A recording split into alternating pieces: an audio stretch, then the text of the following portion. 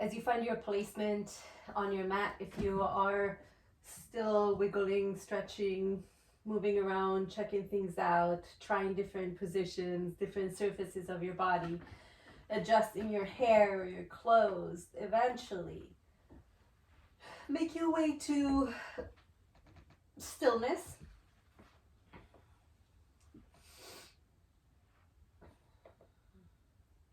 Wherever you are, just taking one more moment to assess what is going on with you today, with you at large. Maybe it could be the body.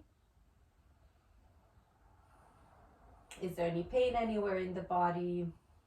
If there is any, is it familiar and kind of stuff that you know or that you've been dealing with? Or is it something new? And what is your reaction to it as you take your attention to it? And if there is no pain, can you take a moment to rejoice in that, in the fact that you're pain-free for the time being?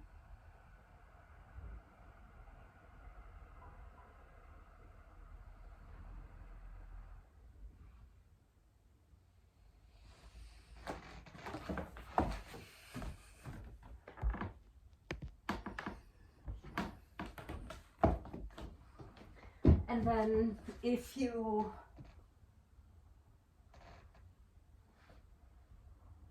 can, if you want, move a little bit below the loudness of pain level and see if there's any tightness or any tension in the body. Any contraction, any holding, anything that you are holding on to that you don't need to hold on to right now.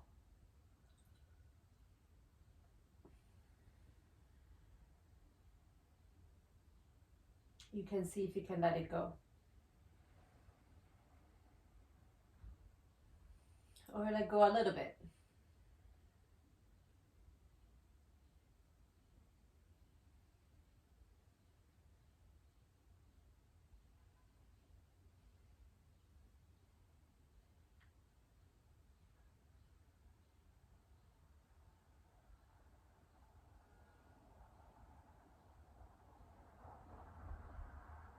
And then notice if there is any place in your body where you feel good.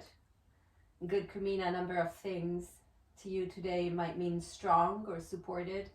It might mean relaxed or quiet or soft or open. It might mean active and charged and present. And anything else that comes to mind.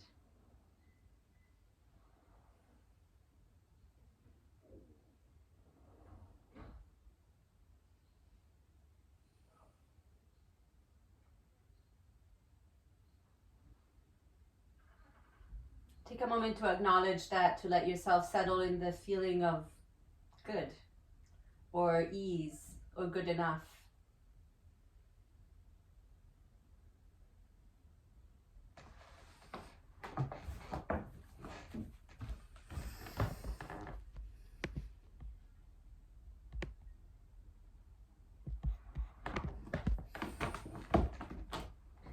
And then if you are not there, make your way onto your back. And we'll start in a sort of what we call an X shape. So you're on your back, your arms are open to the side a little higher than the shoulders, and your legs are a little wider than your hips. So you're making an X shape on the floor. And I invite you to kind of take your attention to your feet, and starting from the big toes or the arches of the feet, somewhere you can locate a sense of centeredness of your feet, travel up along the legs. If your legs are a little turned out, as it happens to most of us, you might travel along the inner legs to the inner groins, but don't force the position of the legs if it's different. And come all the way, tracing along the legs, through the hip sockets, through the hips, into your spine. And if you have an understanding or a knowledge of anatomy or the skeletal system, you might trace the pathway pretty easily following the bones, but it doesn't matter. And then travel up along the spine to find your way to your shoulders and out into your arms. And you can imagine energy flowing along these pathways. You can imagine the gentle brush of wind. You can imagine somebody giving you a massage along that pathway. Whatever sensory support you can give yourself is fine. Maybe you just visualize it lightening up or becoming colored. And then from the palms of your hands or your fingers, travel down along the arms to find the spine. Keep traveling down along the spine until you find your hips, and then down your legs. And what I'd like you to consider now is to leave your arms and your legs kind of really heavy, like they are wings or fabric, and take your attention to your center. The center you could locate in a place as like the place where your arms and your legs energies meet. You could think of it as your midline also, which could be corresponding to the spine or not. And for now, either works.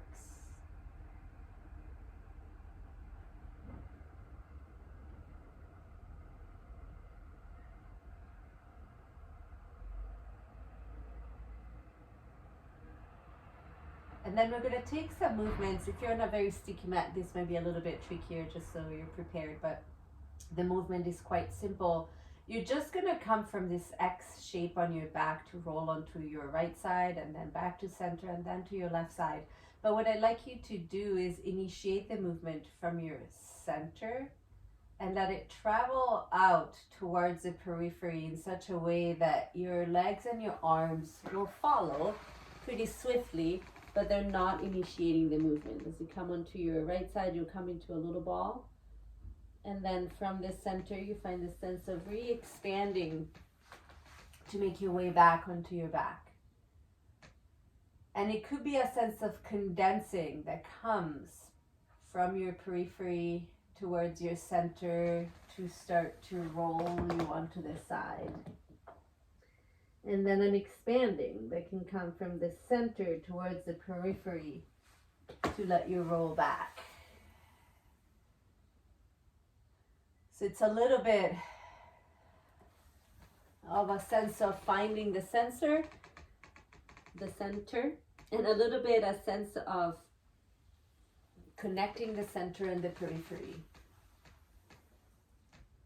You can add a breath pattern if you would like.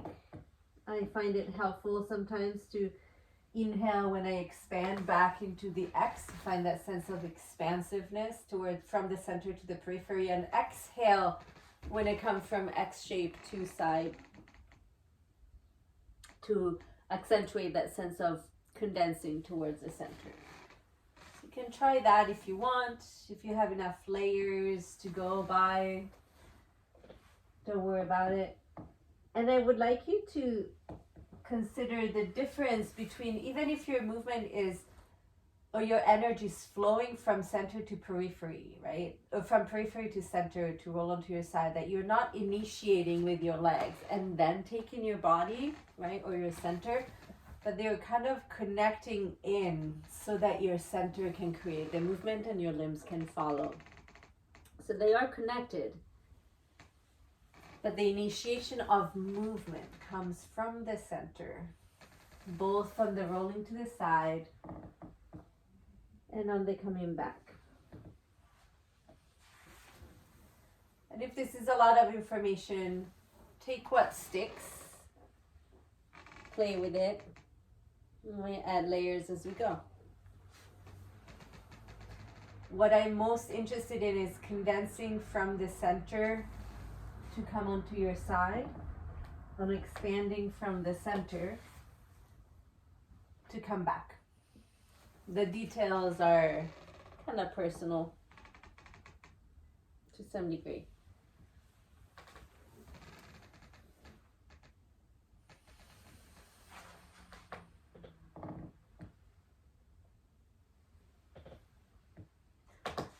whenever you've had enough, and this is a little, it's a little core intensive sometimes. So if you're starting to feel tired, feel free to take a break. Over the next half a minute or so, we will meet back on our backs in an X shape. You can take a moment to notice what feels more or more present or more heavy or more active. If it's your extremities, your arms and your legs, or if it is your center, somewhere in the torso, could be from along the midline or in one specific point. And then from here, I invite you to take your arms back down so they're a little bit closer to your hips. You could also place your hands on your body. So actually, we'll place them on the body in a moment, but I'd like you to place your hands actually on the front of the hips. And you can find your hip bones. Those are like the two big bones at the front of the pelvis. It should be pretty easy to determine. And just below that, towards the legs, there is what we call the hip crease, right? It's where your hip folds when you flex it, when you bring your knee towards your chest, right? And you might feel a sense of hollowness. If you touch it, there are like a bunch of big ligaments on top of the bones, right below the hip bone and towards the pubic bone. And then there's a little hollow, right? And I'd like you to consider keeping that hollowness as you just bend your right knee and bring your foot to the floor. And it might be impossible because there are lots of big muscles that are hip flexors. It's their job to kick in, right?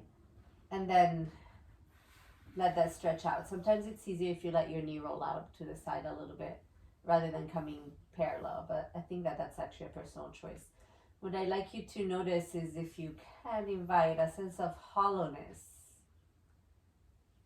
between your pelvis and your leg, like a hollow space, which is a little bit of a freedom that you're finding, a differentiation. So your pelvis is not moving. You're alternating the leg, kind of drawing one foot up and then the other. I'm not being very specific about the position that you're getting to. I'm even lifting the foot off the floor to bring the knee closer to the chest. So that doesn't matter right now. What I would like you to find is now the differentiation between your center and your periphery. Your center can stay nice and easy, quiet, heavy, centered, grounded, and your legs, your limbs can move with a certain degree of freedom, right? Whenever you're ready, you'll take one knee in towards your chest, and then you can kind of keep it there and start to circle it around.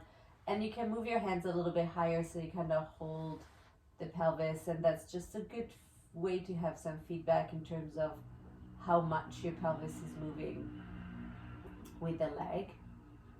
If you want to let it go, to experiment that and let them move together, feel free. But if possible, see if you can keep them as separated as you can, which means also that they're doing very different work with very different qualities. If you don't need the hands feedback, you can release your hands wherever you want. I just find it helps me to really notice what the pelvis is doing. And then at some point you let that leg go down. Take a moment to see if that leg feels different than the other, or if your side body feels different. And then you take the other one, starting from that hollowing. If you have an idea of what the hip socket looks like, it's a ball and joint socket, which means that the thigh bone ends, or the top of the femur ends with a ball shape. And that ball shape is met in the pelvis by a concave, round acetabulum or receiver of the bone. So it's a sense of hollowness that we're looking for, really, more so than the ball at the top of the femur, the hollow of the acetabulum. That's what it's called, but the receiving end of the hip socket. So almost as if that sense of hollowness was pervading the entire relationship between your pelvis and your leg.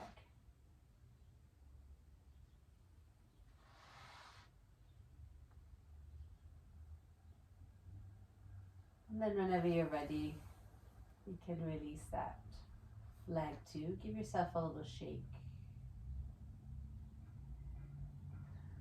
I'm gonna kind of put all of these things together in a funny way. Well, again, if you have a very sticky mat, this may turn out to be a little bit trickier, but you'll be fine. We're gonna start back in our X shape. And I would like you to hold those two concepts together at the same time, which might be a little tricky, but you're gonna hold both the center to periphery connection and periphery to center, and that hollowness between, or differentiation between your hips, or between your torso and your legs. Okay, so you're gonna roll over onto your side, finding as you bring your knees towards your chest also that hollowness there. And then from here, you're gonna keep rolling. You're gonna need your hands to help you a little bit to come onto your child's pose. In your child's pose, you have your hips deeply flexed, your knees deeply flexed. See if you can keep that sense of hollowness in the hip socket. And then you'll slowly roll your way back and see if you can keep all of those ideas running as you come back onto your back. And then we go to the other side. From condensing towards the center but maintaining the hollowness at the hip socket, you make your way all the way into a child's pose. Softening at the hips so you can roll over, but keeping the condensing at the center. And then you make your way back as much as possible without really falling from the child's pose. It's a little bit trickier. You really kind of have to soften your limbs to get there. And we'll just do that one more time like this, rolling towards the right, bringing your knees in, finding the ground to help you with as little effort as possible and as little pushing as possible, coming to child's pose. And then you sort of soften back into the ground, re-expanding into your X shape to go towards the left. Starting the movement from the center, allowing that hollowness in the hips to manifest so that you can bring your knees really close to your chest to roll on top of them into your child's pose. And then you come back onto your back. And then last one, we're going to come into child's pose, rolling towards the right. And this time from your child's pose, come forward onto your hands and knees. If like me, you're rolled off of your mat, you're welcome to walk back on your mat so that your knees are protected. You come onto your hands and your knees, and I'd like you to find that hollowness at the front of the hips, the length of your spine or your midline, perhaps even condensing a little bit into your center so that you have some centered support. And then find some hollowness in your armpits. Your armpits are usually hollow, so you can find some hollowness there as well. And then take some cats and some cows and see what it feels like. And can your cat and cows start from your center, which is one way to do it, not the only one. And what you might notice, some of us will really want to do a lot of work with the hip flexors and with the glutes to help the tilt of the pelvis, and I invite you to keep them soft for today, keeping that hollowness through the front of the hips and the armpits so that there is a freedom to move, but the movement initiates at the center. And then you can take it back to child's pose, from child's pose forward into a cow again, or perhaps all the way into a cobra. From your cobra, condense at the center, to find your way back through your hands and knees to your child's pose or cat shape. And then you're expanding from the center to find your way to your cobra.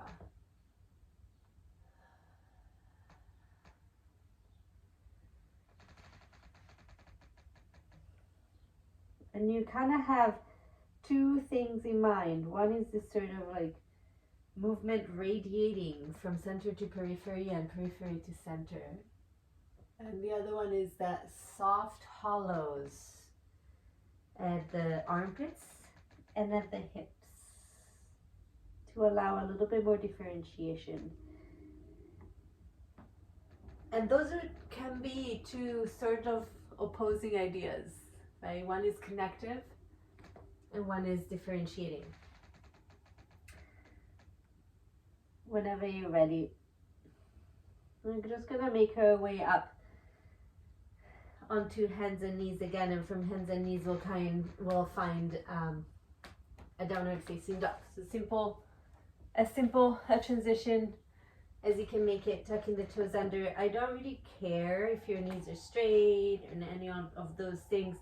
As you transition, notice what happens to the front of the hips. Notice what happens to your armpits.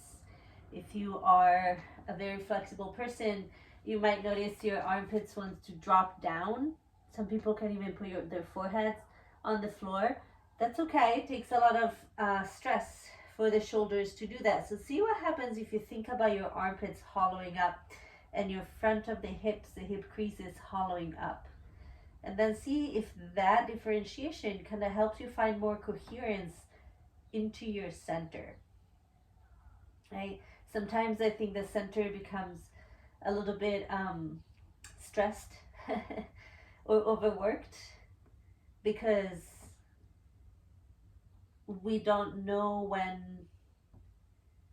it needs to carry the limbs and when it doesn't.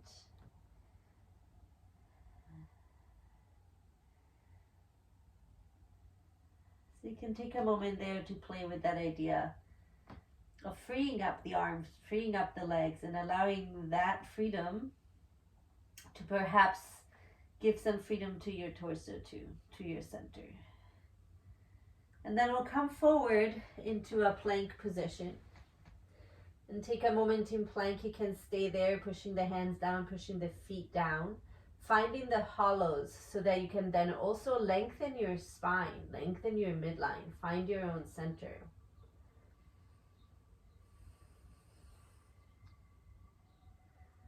Can you roll your head a little from side to side just to make sure that you're not holding too much tension at the jaw or the head or the neck? And then take your knees down to the floor, noticing the hollowing, the back of the knees, front of the hips. And sit back in child's pose for a moment to rest. If child's pose is not your favorite place, find another one that's better. And just take a moment to rest it out.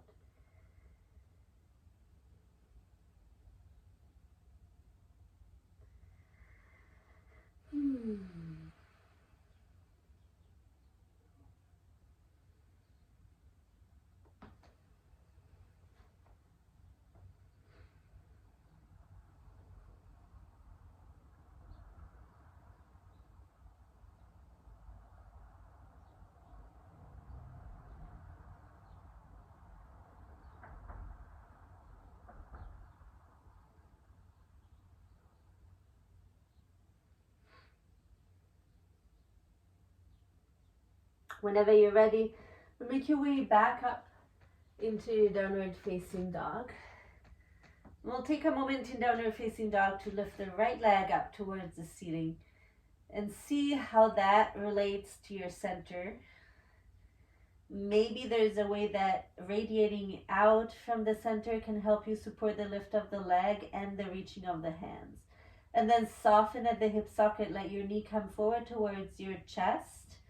And then slide forward into a sort of plank position with your knee towards the nose. And then from center, expand back all the way out into your three-legged dog. This will take you into your hands, into your standing leg. And then softening at the hip, take the knee towards your chest. Slide forward into a plank pose with your knee towards your nose. Last time, I'm gonna stretch into your three-legged dog, finding that expansive reach from center to periphery. And then soften at the hip and come from periphery to center as you come forward to your plank pose this time. Just step the foot forward between your hands. Take your back knee down towards the floor.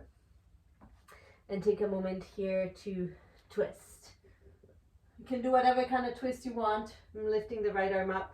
I'm just kind of staying here. You can also hook the elbow to the outside of the knee and press the palms together. If you want a little bit more twistiness, just give yourself a moment of freedom to explore that. And then eventually we'll come back to our lunge. And from our lunge, back into downward facing dog. This is a dressed up core exercise also. Just beware in case you didn't notice, right? Can you radiate from center to periphery in such a way that helps you support the lift of your left leg? And then condense towards the center as you soften the hip so that you can come forward into your plank pose, knee to chest position. And then expand from center to periphery to find your three-legged dog. And then condense towards the center and soften the hip so that all of your more active energy goes into your core, not so much into the leg. One more time, spread yourself out into a three-legged dog. Think your X shape on the ground. And then soften in. Think about your roll to the side. And this time you step the foot forward between your hands. You can take your back knee down and take a twist of some sort, kind of any sort, whatever you like. If you want to just reach your left arm up, or if you want to hook your elbow and put the palms together, either works. Or wiggle around. Wiggling is always an option.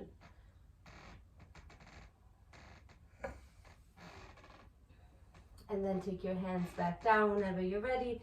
Make your way back into downward facing dog. And from downward facing dog this time, I would like you to keep this sort of expansive energy, but soften at the hip socket so you can take teeny tiny steps, 1 foot at a time. Bring your feet forward towards your hands and notice if your hip flexors, the front of the hips, are getting super cranky, and see if they cannot. They might be really hard. Those, again, they're big muscles and they're there in large part to do hip flexion, so they're doing their job.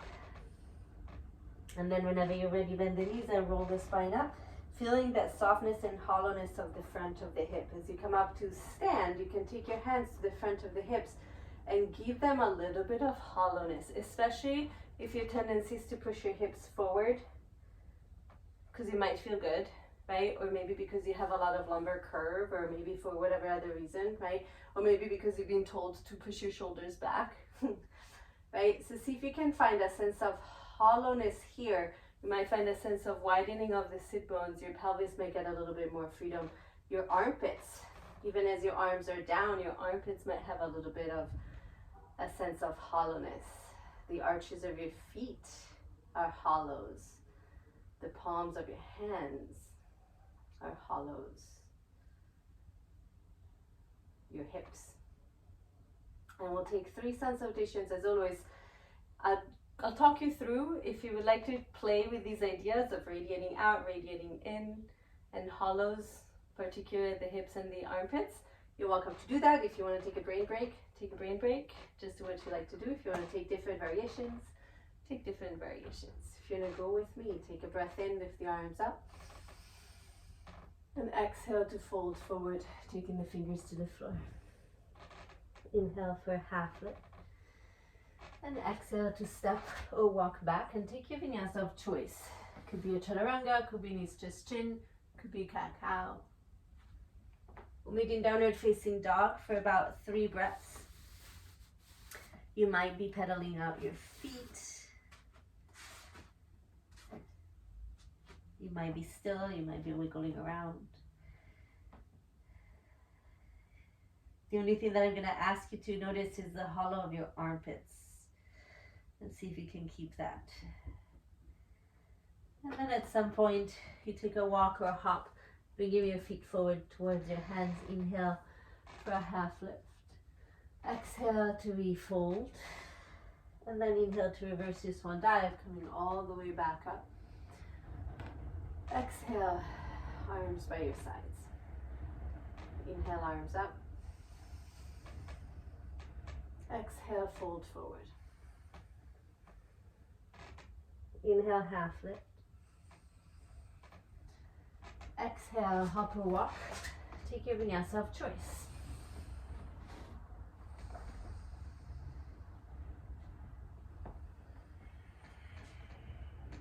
A few breaths here.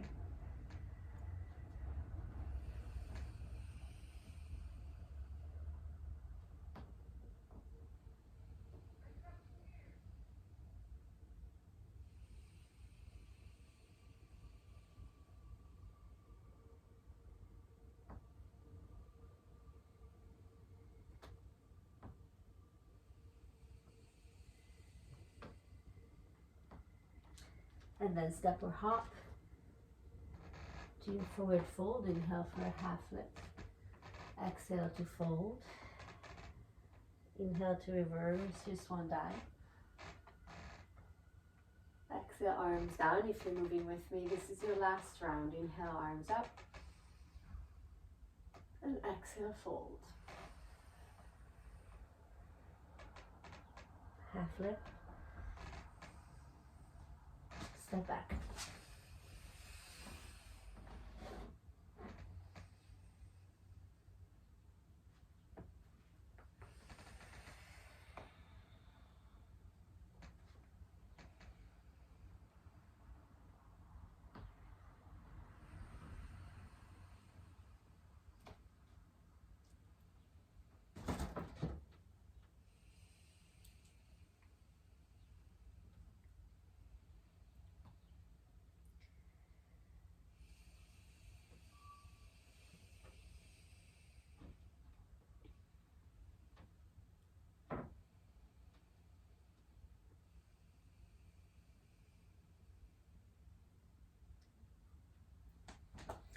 Whenever you're ready, step forward to your forward fold. Find your half lift. Release. And then dive back up towards the ceiling. And take the arms down by the side in mountain pose. Take a moment to pause. We'll regather here if you're doing something else. We'll meet in mountain pose. And from mountain pose, I would say have your feet hip width apart for today. But if you're opposed to that, feel free to have your feet together. We're going to come into a chair pose. And what I would like you to consider is the softening as you sit, right? As you bend the knees, it's the softening of the hips so that your spine can stay pretty neutral, so your center can have its own work. And you can reach your arms over next to your ears if that's okay with your shoulders, or you could keep them a little bit further forward, shoulder height, a little bit wider, whatever it is, but see if you can find that hollow there too. So sometimes freeing up or discerning the limbs, in particular the arms and the legs and the head potentially, from your spine and torso and midline can allow a little bit more freedom so that the back doesn't have to do more work that it needs to do. You're finding your center here, perhaps condensing your energy a little, perhaps expanding it a little bit if you need some of that reach outward, but there is also a freedom, a softness in the hips in particular. Take a breath in. As you breathe out, fold it forward to take your fingers to the floor. Inhale for your half lift. Exhale to hop or step back. Take your vinyasa of choice, whatever works, or skip it if you've had enough. Back in downward facing dog, similarly to what we did earlier. Expand to lift your right leg up into a three-legged dog, and exhaling, you condense to the center, take your knee towards your nose. We'll just do it one time. Inhale to stretch your way back out. Finding the support of the center to support your arms, and then condense towards the center, but soften the legs, step the foot forward. Back heel comes down, and we'll come into our warrior one. In warrior one, your arms can be up towards the ceiling, or you can have a different variation if you want. Right? See if you can find your center, find your midline. Let your arms and your legs be corollary to that. Softening the front hips, perhaps hollowing the front hip. Maybe even hollowing a little bit the back hip, even though it's in extension. Hollowing the armpits. And find your midline and your center. Take a deep breath in. As you breathe out, you're going to take your hands down on the inside of the foot. You can walk your right foot out to the side a little bit. We'll come into a lizard variation. So you can lift your back heel up off the floor and kind of start to let your pelvis dip down. Maybe even come down onto your forearms. But notice what's happening in your right hip. And notice what's happening in your spine and center. So there is a lot of stress, a lot of demand put on your right hip. Can your spine, can your center still stay relatively quiet and extended? Maybe yes, maybe no. Take a deep breath in. If you're on your forearms, you take your hands back flat on the floor. Straighten your right leg. We'll pivot towards the left to a wide-legged forward fold. You might be a little crooked on your mat. I don't mind that. If you mind it, square yourself off. Fold forward here in your wide-legged position. Soften the front of the hips and see if that allows you to let the pelvis tip forward a little bit more. There's also a way in which sometimes if the muscles are working, they will actually get in the way of your joint mobility, right? So if my hip flexors are trying to pull me forward here, at some point they'll get in the way. But if my hip flexors are soft, then there are more chances that I can let the hips flex deeply and my pelvis tilt forward. On your next inhale, find a little half lift, walk all the way back towards your right foot and step your left foot forward to meet the right into your hip width apart forward fold. Take a breath in to find your half lift. Exhale to refold. And then take an inhale to find your chair pose. Softening and hollowing at the front of the hips so that you free up your torso to do what it needs to do. From here, we'll come up to stand on the left foot, bringing the right knee towards the chest. You can do whatever you want with your arms. You can take them to your hips so they're out of your way for now, right? And also they give you a measure if your hips are tilting side to side. And what I'd like you to do is lift and lower your right leg a few times to see if you can differentiate your pelvis from your leg. So your hips, especially if you have your hand on your hip, right? If I face in your direction, your hip is not cranking up, right? But your hip is staying and just the leg is moving. And you can try that a few times. And then take the foot back down. We'll take an inhale for a chair pose. I'm not going to stay as long for the second side. Find your chair pose, find the hollowness in such a way that it allows you to find more power in your center. Freedom of the limbs, more power to the center. And your next exhale, fold forward. Today, it may not always be like that. I'll let you know when I change my mind. Inhale to your half lift, exhale to step or hop back. Take a vinyasa, skip it if you want to skip it. And just do the same thing on the other side. So from downward facing dog, radiate yourself to a three-legged dog and then condense yourself to that pendulum position, knee to nose into your plank. Radiate yourself back out into three-legged dog and then pendulum yourself, condensing to step the foot forward, take the back heel down for warrior one. Once you come into your warrior one, let the hollow of the armpits, the hollow of the hip, maybe both hips, be there, right? So there's space, like any good relationship. Sometimes needs a little space. So between your arms and your torso, between your legs and your torso, there can be a little space so that you can find your center, so that you can organize your spine, your midline, your core, your intention.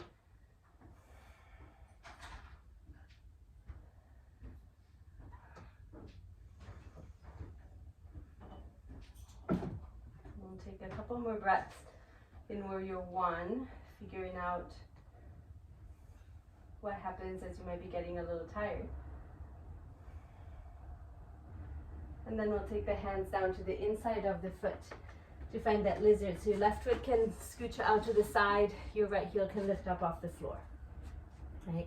And then your pelvis is gonna start to go down, which is gonna put a lot of pressure on your left hip for most of us. If you want, you can lower your forearms down on the floor and just see what is happening. Can your midline, can your center find its centeredness, even as there are these more challenging feats asked of the hips and maybe of the arms too.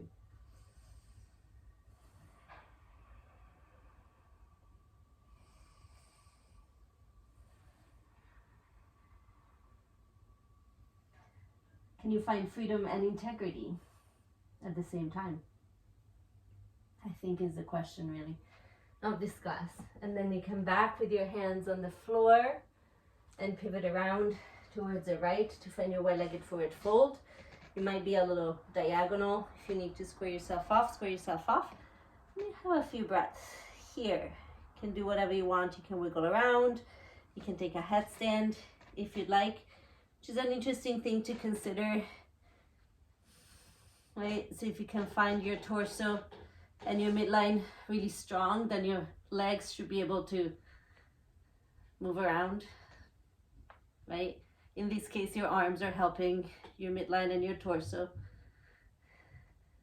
but your legs can find their freedom, right? So you can play with it if you have a comfortable headstand practice, obviously.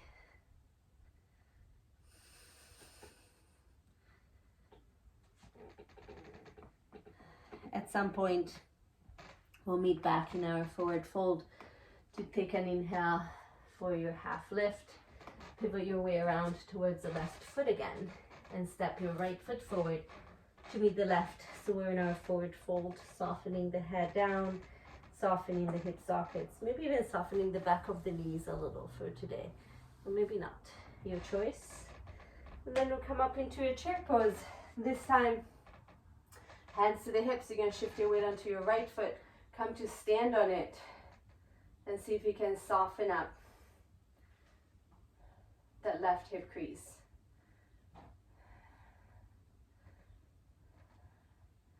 And take the knee up and down a few times.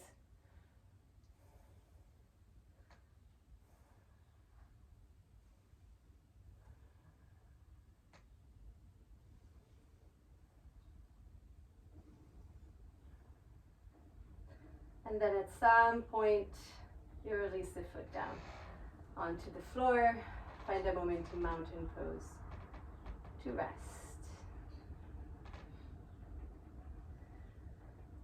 Next bit is probably the most, well, I think it's the most challenging thing that we're gonna do today. Really, but you know, bodies are different. But I'm gonna take my hands to the hips and I'm gonna have my feet about hip width apart, same as I was just starting. And then we're gonna just find a little bit a clear lever at the right hip. So you're gonna shift your weight onto your left foot. I'm gonna mirror you. And lift your right knee up. Finding that differentiation between leg and hip. And then see if you can add straightening the knee, which is gonna activate your entire quad, and quads are part of your hip flexors, right? So the hollow might not feel quite as hollow anymore, but can you still feel the freedom between the leg and the hip if you want? Lift and lower the leg straight a few times. And if you have your hands on your hips, you might be able to check it out and see that your hip's not moving forward, back, up or down. You're just moving the leg. If you want to hold it up, you can hold it up. Take one more breath or two, whatever it is that you're doing, bring it to a conclusion, and then you release your foot down. Oof. Take a moment to shake it out if you need to. You might also just stand on your 2 feet and feel the difference. They just worked in a very different way and had different engagements. So see if you can notice that. And then you shift your weight onto your right foot. Bring your left knee up. Right? See if you can re-identify that differentiation between the two. Straighten the knee. You can keep it there. See how long you can hold it there. It gets really hot and really frustrating for me really quickly if you want to go up and down. And it's not about how far it goes, it's just about how clear you can be. And in this case, how can you hold this integrity to your center, which also will help you with balance, right? And free up that left leg at the same time. So we're finding this centered integrity and peripheral freedom, if you will, or freedom and integrity at the same time.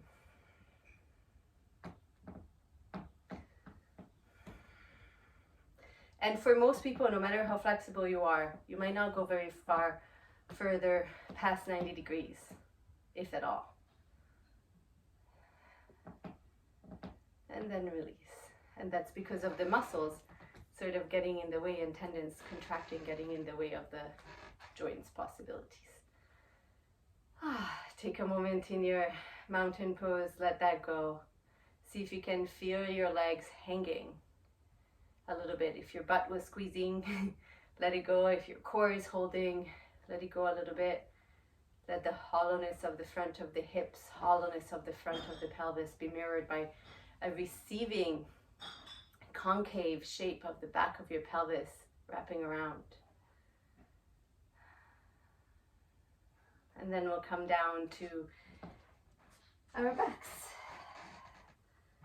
And just let all of that go. You can come into constructive rest, knees bent, soles of the feet on the floor, and we'll just take a couple of bridges just to give a little bit of space to the front of the hips here.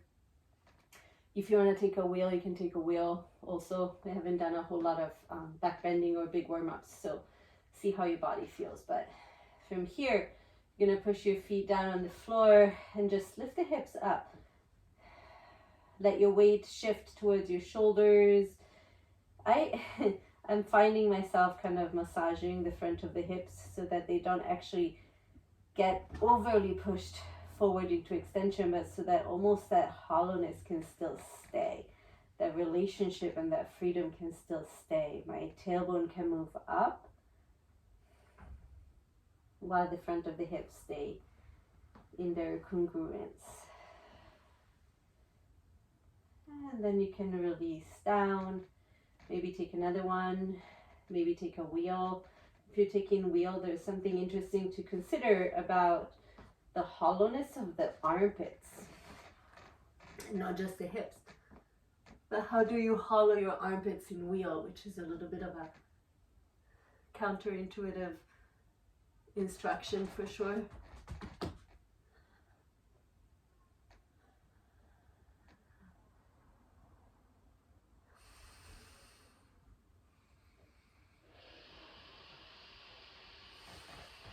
In whatever variation you're taking, we'll make our way back down. Take a moment to widen your feet about as wide as the mat when you land, and drop your knees from side to side. So it's, before we take a deeper twist, this is still a little bit more for the hips than it is for the spine. And what I'd like you to consider is when you, after your knees drop to the side, can the back of your pelvis bring you back up? So there's this sort of like letting yourself splat in your little twist and then condensing yourself back into center that comes from the center rather than from the periphery. And if you want to add your breath, I would suggest for today inhaling to let yourself find the twist and exhaling to find yourself back to center. And you can take that a couple more times if you like it.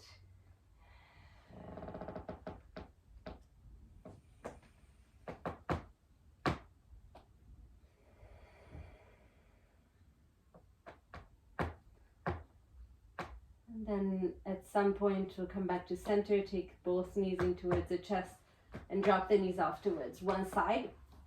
You might, as I did, want to hike your hips a little bit away from the knees so that your spine is still in one line. And notice what happens in your twist. Twist kind of like throw a big wrench into all of our ideas of front and back. But in this case, the twist might not affect your hips or your shoulders much. Of course it does, but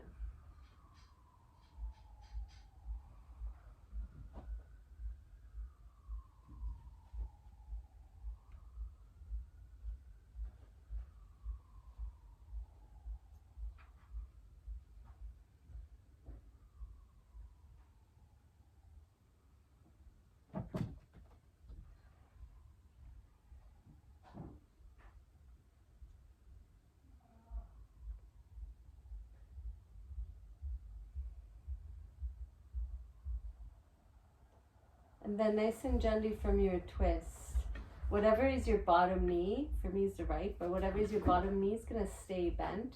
You're going to roll towards your knees and your top leg is going to stretch forward. So we're going to come into Janusirsasana shape. No big deal if you switch sides, as long as you do both sides. Right, but what I'd like you to consider is, especially forward bends are hard for you, can you come to sit straight? And can you find a hollowing in the front of the hip? Can you find that freedom between the leg and the pelvis so that your sit bone can find the ground? And then can you fold from there, rather than kind of contracting your way forward? Can you just let your, I shouldn't say just, can you let your pelvis tilt forward a little bit? Can you find a softening all the way up at the hip socket? Though that might not be the place where you find the challenges. It might be that it pulls really hard behind the knee. It might be that it's the back of the thigh, right? And that's okay. That's because, you know, everything is connected in the end. But can you see what happens if you consider that sense of softness at the leg, and also what it feels like to take your awareness and let it settle into your midline or into your center, even though there might not be anything specific happening in your center here, right?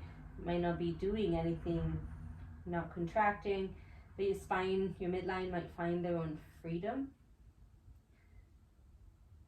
also. And also, what does it feel like to just settle your attention at your center? Almost like from your midline or from your center, you're looking out at what's happening in the limbs.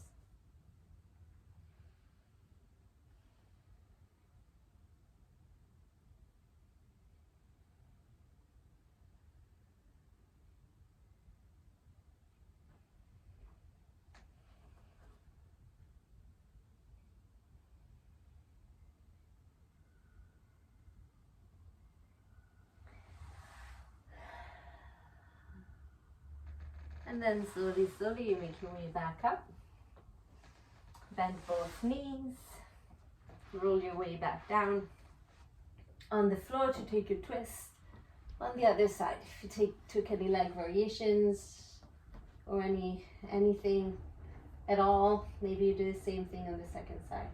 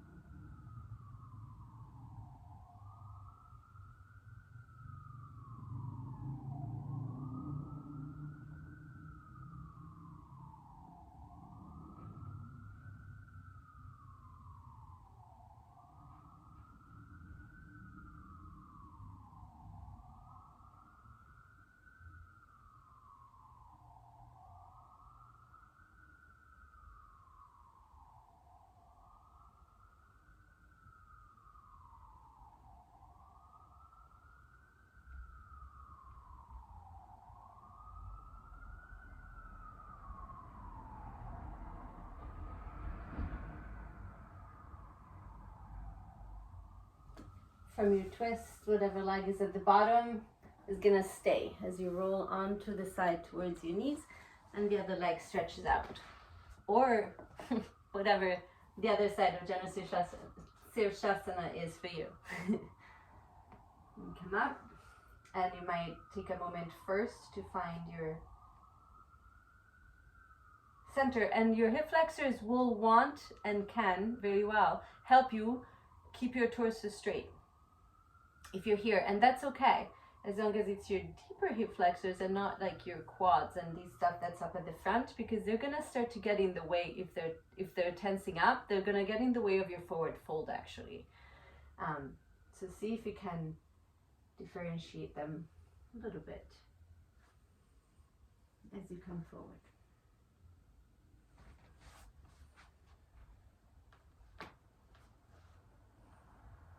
Finding the softness of the hip.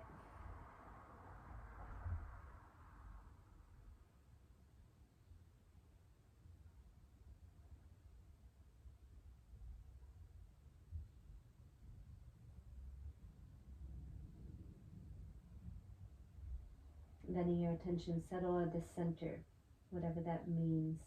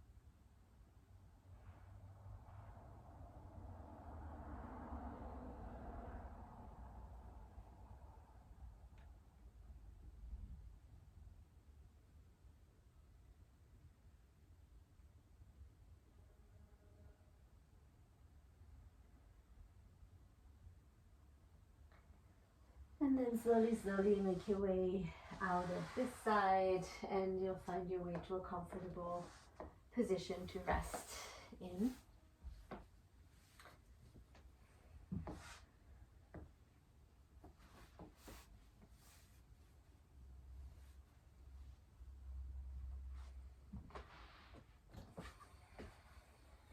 Could be on your back, could be on your belly. You could have your arms straight or bent, your legs straight or bent.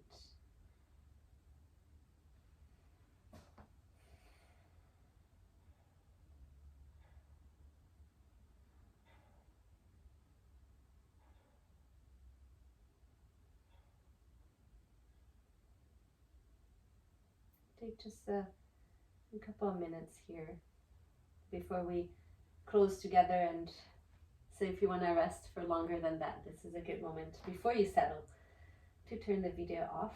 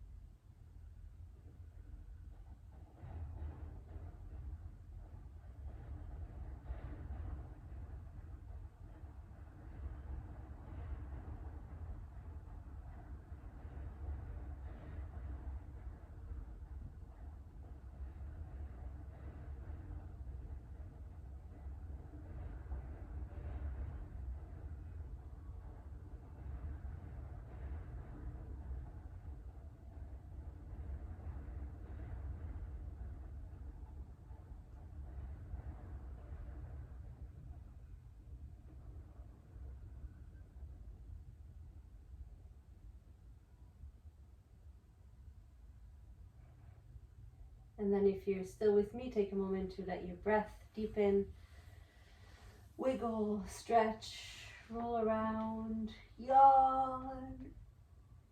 Maybe let your eyes open so that you can relocate yourself in space if you zoned out, and eventually make your way back up to sit.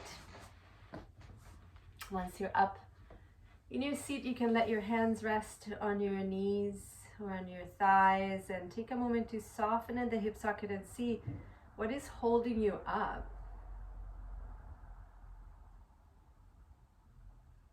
Let your attention, your awareness settle at your center, at your midline, and let your limbs, your periphery, all the peripheral stuff maybe, be soft and free.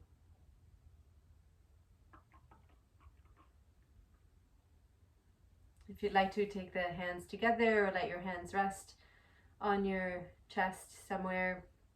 You might bow your head forward and your heart forward in gratitude to all the teachers and all the students who've gone before, and the greatest teacher of all, which is that within ourselves.